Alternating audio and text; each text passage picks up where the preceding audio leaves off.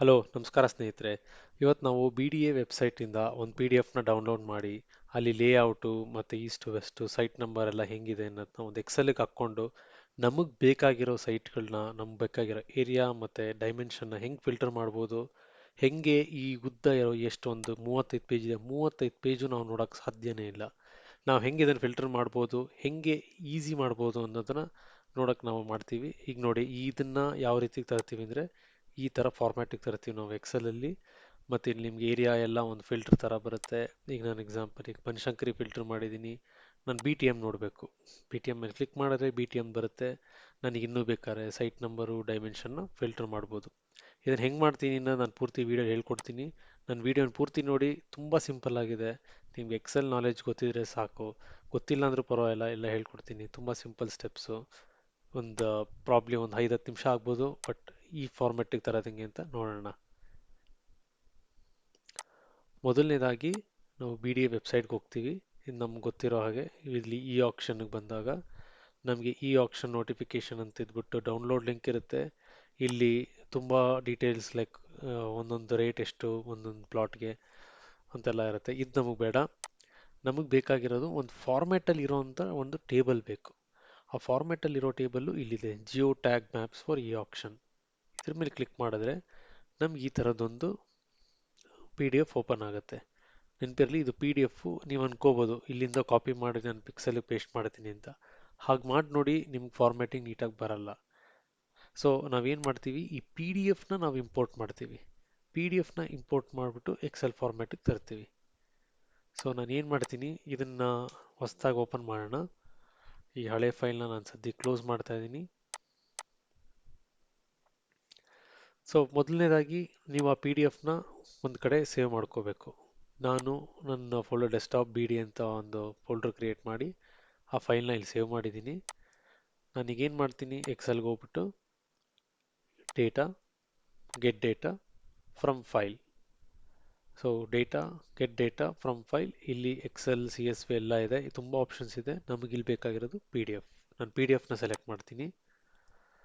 ಆಮೇಲೆ ಆ ಫೋಲ್ಡ್ರನ್ನ ಹುಡುಕ್ಬೇಕು. ಆ ಫೋಲ್ಡ್ರು ಇಲ್ಲಿದೆ ಅಂತ ಹುಡುಕ್ಬಿಟ್ಟು ಆ ಪಿ ಡಿ ಎಫ್ನ ಸೆಲೆಕ್ಟ್ ಮಾಡಿ ಇಂಪೋರ್ಟ್ ಅಂತ ಕ್ಲಿಕ್ ಮಾಡಿ.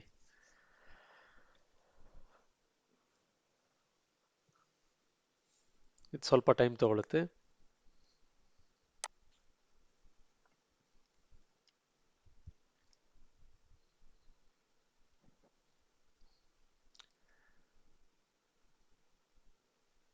ಓಕೆ, ಸೊ ಇಂಪೋರ್ಟ್ ಆಗಿದೆ. ನಿಮಗೆ ಲೆಫ್ಟ್ ಹ್ಯಾಂಡ್ ಸೈಡಲ್ಲಿ ನಿಮಗೆ ಪೇಜ್ ನಂಬರ್ ತೋರಿಸ್ತಾ ಇದೆ. ಪ್ರತಿಯೊಂದು ಪೇಜ್ದು ಒಂದು ಡಿಸ್ಪ್ಲೇ ಅಲ್ಲಿ ಕ್ಲಿಕ್ ಮಾಡ್ದಂಗೆ ರೈಟ್ ಸೈಡ್ ನಿಮಗೆ ಪ್ರಿವ್ಯೂ ಸಿಗುತ್ತೆ. ಪೇಜ್ 1 to 35 ವೆರಿಫೈ ಮಾಡೋಣ.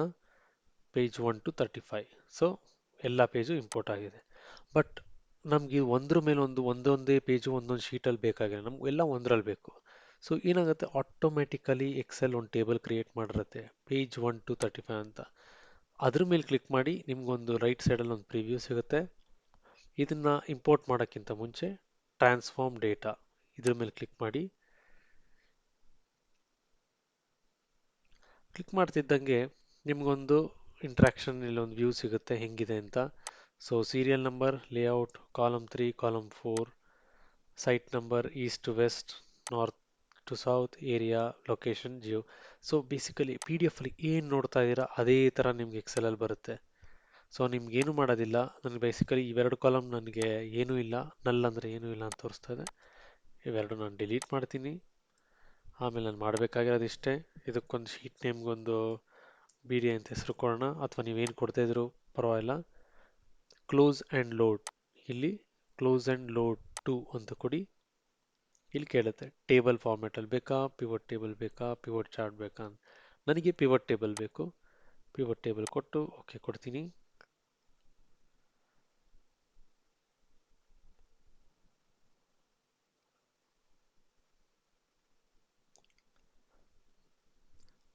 ಇದು ಲೋಡ್ ಆಗಿದೆ. ಲೋಡ್ ಆದಮೇಲೆ ಏರಿಯಾ, ಸ್ಕ್ವೇರ್ ಮೀಟರ್ಸ್, ಲೊಕೇಶನ್ ಎಲ್ಲ ಬರ್ತದೆ, ಲೇಔಟು. ಇದನ್ನು ಒಂದೊಂದೇ ತೊಗೊಂಬರೋಣ. ಲೇಔಟ್ ನನಗೆ ಫಸ್ಟ್ ಬೇಕು. ಆಮೇಲೆ ನನಗೆ ನೆಕ್ಸ್ಟ್ ಬೇಕಾಗಿರೋದು ಸೈಟ್ ನಂಬರು, ಆಮೇಲೆ ಸ್ಕ್ವೇರ್ ಈಸ್ಟ್ ಟು ವೆಸ್ಟ್ ಎಷ್ಟಿದೆ, ಆಮೇಲೆ ನಾರ್ತ್ ಟು ಸೌತ್ ಎಷ್ಟಿದೆ. ನನಗೆ ಸದ್ಯಕ್ಕೆ ಇಷ್ಟು ಡೀಟೇಲ್ಸ್ ಸಾಕು. ಸೊ ಇದನ್ನು ಸ್ವಲ್ಪ ನೀಟಾಗಿ ಡೆಕೋರೇಟ್ ಮಾಡೋಣ. ಸಬ್ ಟೋಟಲ್ಸ್ ಬೇಡ, ಗ್ರ್ಯಾಂಡ್ ಟೋಟಲ್ಸ್ ಬೇಡ, ಟ್ಯಾಬ್ಲರ್ ಫಾರ್ಮ್ಯಾಟಲ್ಲಿ ಬೇಕು ಅಷ್ಟೇ. ನಮ್ಗೆ ಈ ಥರದೊಂದು ವ್ಯೂ ಸಿಕ್ತು. ಇದನ್ನು ನೀವು ಇನ್ನೂ ಕಲರ್ಫುಲ್ಲಾಗಿ ಮಾಡಬೇಕಂದ್ರೆ ನಿಮ್ಮ ಇಷ್ಟ, ನೀವು ಈ ಥರ ಕಲರ್ಫುಲ್ಲಾಗಿ ಮಾಡ್ಕೋಬೋದು. ಸೊ ಒಂದು ಪಿವಟ್ ಟೇಬಲ್ ರೆಡಿ ಆಗಿದೆ. ನನಗೆ ಇನ್ನೊಂದು ಇಲ್ಲಿ ನೋಡಿದ್ರೆ ಇಲ್ಲೂ ಅದೇ ಥರ ನೀವು ಪಿ ಡಿ ಎಫ್ ಏನು ನೋಡಿದ್ರೆ ಅದೇ ಥರ ನೀವು ಸ್ಕ್ರಾಲ್ ಮಾಡ್ಕೊಂಡು ಹೋಗ್ಬೇಕು, ಫಿಲ್ಟರ್ ಮಾಡಬೇಕು, ಇದೆಲ್ಲ ಸಮಸ್ಯೆಗಳಿದೆ.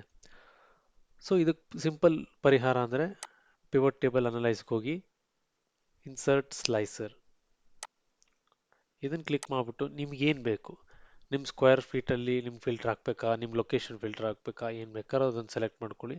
ನಾನು ಸದ್ಯಕ್ಕೆ ಲೊಕೇಶನ್ ಮಾತ್ರ ಬೇಕು. ಓಕೆ ಸಾರಿ, ಲೊಕೇಶನ್ ಅಲ್ಲ, ನಾನು ನೋಡಬೇಕಾಗಿದ್ದು ಲೇಔಟ್. ಸಾರಿ, ಲೇಔಟ್ನ ನಾನು ಸೆಲೆಕ್ಟ್ ಮಾಡ್ತೀನಿ. ಲೇಔಟ್ ಸೆಲೆಕ್ಟ್ ಮಾಡ್ದಂಗೆ ಇಲ್ಲಿ ಒಂದು ಲಿಸ್ಟ್ ಬರುತ್ತೆ. ಸೊ ನಾನೇನು ಮಾಡಬೇಕು ಇವಾಗ ನೋಡಿ, ಇವಾಗ ಬನಶಂಕರಿ ಒಂಚೂರು ಎಕ್ಸ್ಟೆಂಡ್ ಮಾಡ್ತೀನಿ. ನನಗೆ ಇಂಟ್ರೆಸ್ಟ್ ಆಗಿರೋದು Banashankari 6th stage 7th block. ಅದನ್ನು ಸೆಲೆಕ್ಟ್ ಮಾಡಿದ ತಕ್ಷಣ ನನಗೆ ಸೈಟ್ ನಂಬರ್ ಬರುತ್ತೆ, ಡೈಮೆನ್ಷನ್ ಎಲ್ಲ ಬಂದ್ಬಿಡುತ್ತೆ. ಸೊ ಈ ಡೇಟಾ ಕರೆಕ್ಟಾಗಿದೆ ಅಲ್ವೋ ಅಂತ ನೀವು ಹೆಂಗೆ ವೆರಿಫೈ ಮಾಡ್ಕೋತೀರಾ? ಒಂದು ಸ್ಯಾಂಪಲ್ ಚೆಕ್ ಮಾಡೋದು ಒಳ್ಳೆಯದು, ನಿಮ್ಮ ಡೇಟಾ ಕರೆಕ್ಟಾಗಿದೆಯಾ ಹಂಗೆ ಅಂತ. ಸೊ ಸೈಟ್ ನಂಬರ್ 1467 ಇದು 12 by 12 ಇದೆ. ಅಲ್ಲೇನಿದೆ ನೋಡೋಣ. ಇಲ್ಲಿ ನಾನು ಸರ್ಚ್ ಮಾಡ್ತೀನಿ 1427 Banashankari 6th stage 7th block 12 by 12 Banashankari 6th stage 7th block 12 by 12. So ನೀವು ಈ ಥರ ಮಾಡೋದ್ರಿಂದ ನಿಮಗೆ ತುಂಬ ಅನುಕೂಲ ಆಗುತ್ತೆ. ನೀವು ಮ್ಯಾನ್ಯುಯಲ್ ಆಗಿ ಇದನ್ನು ಪಿ ಡಿ ಎಫ್ನ ಸ್ಕ್ರಾಲ್ ಮಾಡಿಕೊಂಡು ಇದನ್ನು ಹಿಂಗೆ ಟಿಕ್ ಮಾಡಿಕೊಂಡು ಇದು ಮಾಡೋ ಬದಲು ಒಂದು ಎಕ್ಸೆಲ್ಗೆ ಹಾಕ್ಕೊಂಬಿಟ್ರೆ ಎಷ್ಟು ಈಸಿ ಅಲ್ವಾ? ನೀವು ಬರೀ ಇದನ್ನು ಸೆಲೆಕ್ಟ್ ಮಾಡೋದು, ನಿಮ್ಗೆ ಇಲ್ಲೂ ಬೇಕಾರೆ ಇಲ್ಲಪ್ಪ ನನಗೆ ಇದು ಈ ಥರದ್ದು ಬೇಡ, ಇನ್ನೊಂದು ಆಪ್ಷನ್ ಇರಬೇಕು. So area in square metres ಅದನ್ನು ತೊಗೊಂಬರೋಣ.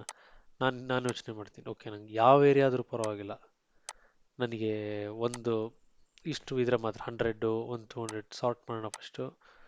ನಂಗೆ 122 ಮಾತ್ರ ಇರಬೇಕು, ಅಂದರೆ ಒಂದು 100 ಮೀಟರ್ಸ್ ಜಾಸ್ತಿ ಇರೋದು ಬೇಕು, ಅಥವಾ ನನ್ನ ಸ್ಕೋಪ್ ಬರೀ 108 30 40 ಆ ಥರ ನೀವು ಫಿಲ್ಟರ್ ಮಾಡ್ಕೋಬೋದು. ಫಿಲ್ಟರ್ ಮಾಡಿಕೊಂಡು ನೀವು ಇನ್ನೂ ಸಿಂಪಲ್ಲಾಗಿ ಇದ್ರ ಮೇಲೆ ಅನಲೈಸ್ ಮಾಡ್ಬೋದು. ಈ ವಿಡಿಯೋ ನಿಮ್ಗೆ ಇಷ್ಟ ಆಗಿದ್ರೆ ದಯವಿಟ್ಟು ಈ ವಿಡಿಯೋನ ಲೈಕ್ ಮಾಡಿ, ಈ ವಿಡಿಯೋನ ಸಬ್ಸ್ಕ್ರೈಬ್ ಮಾಡಿ, ಈ ನನ್ನ ಚಾನಲ್ನ ಸಬ್ಸ್ಕ್ರೈಬ್ ಮಾಡಿ, ಮತ್ತು ಈ ವಿಡಿಯೋನ ಶೇರ್ ಮಾಡಿ. Thank you.